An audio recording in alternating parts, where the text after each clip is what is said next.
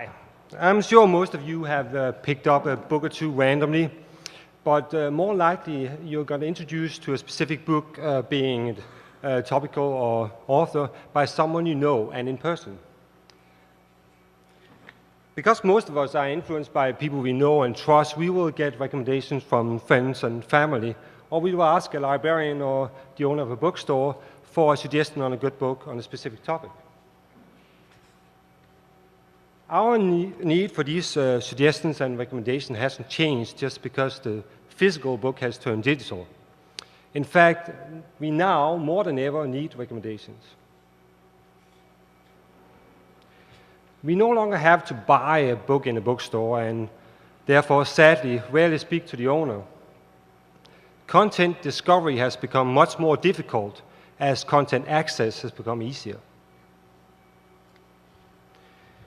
If someone noticed the cover, a bus ride or subway trip can turn into a nice discussion of a book you're reading.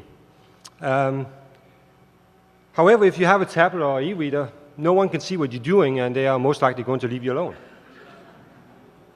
The frustration of getting a book you don't finish often result in people sticking to authors or genres they know. Naturally, you could trust e-sellers like Amazon, but let's be honest, who have 1,700 friends? These patterns are all too real, and that's why I created Flatleaf as a way of personalizing the ebook experience. Flatleaf is an ebook subscription service with a very engaging social community where friends can discuss and rate their favorite reads. Sure, we will get recommendations like Amazon, but unlike them, we will not suggest Brian Alexander to read his own book. We will, though, let you teach our engine what you like and don't like.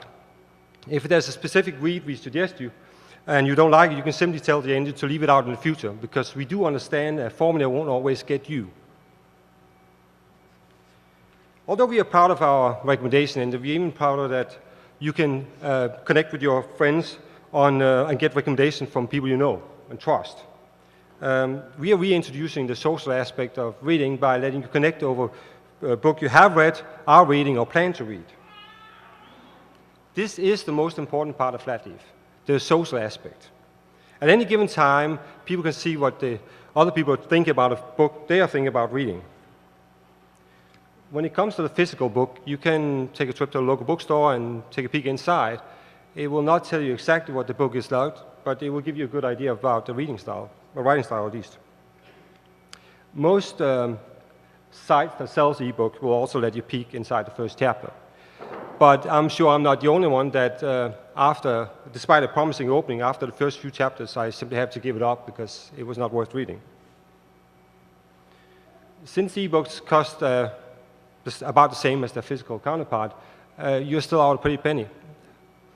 By giving our members access to an unlimited subscription service, we are enabling content exploration. If members don't like what they have downloaded, they can check it back in and check out another book, thereby giving them the ability to try categories or authors they otherwise wouldn't have considered. We all know that the most difficult part of a publisher's job is to get the book into the hands of the readers. The publishers are basically more or less all fighting for the same reader's attention. Sales price is often looked at as the determining factor of increasing sales. However, by introducing more people to the product in a no-commitment atmosphere, price becomes almost irrelevant. At Flatleaf, we believe that by creating an active, engaging community, authors, publishers, and readers all will benefit. Remember, just because you have accepted the technology advancement in reading doesn't mean you have to give up on the experience and essence itself. We can still read socially in a digitalized world.